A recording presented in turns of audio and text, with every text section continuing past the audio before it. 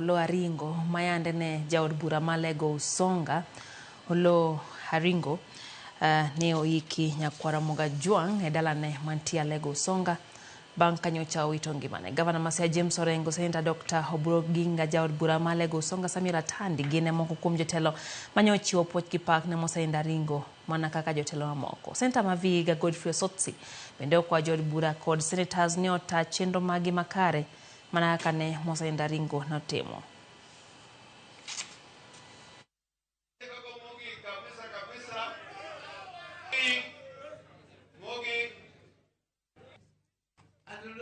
Came up with the very Ringo worked so hard.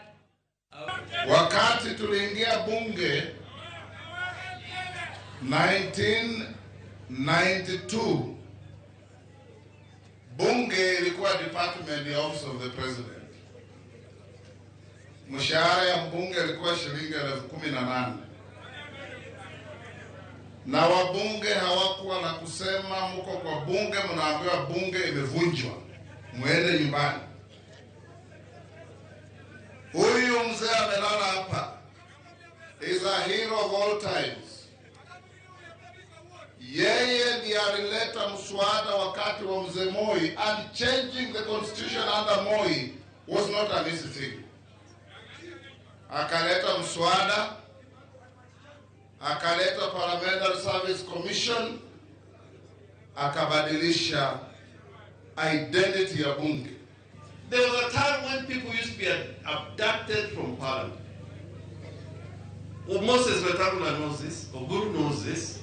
We had many members of Parliament being abducted from Parliament because it was a one-party state. And there are people who fought for it to make a difference, and one of them was Ola Aringo. We are burning gold here. We are burning gold. Ola Aringo has gone into this with a lot of knowledge which should have stayed in posterity if it was written down.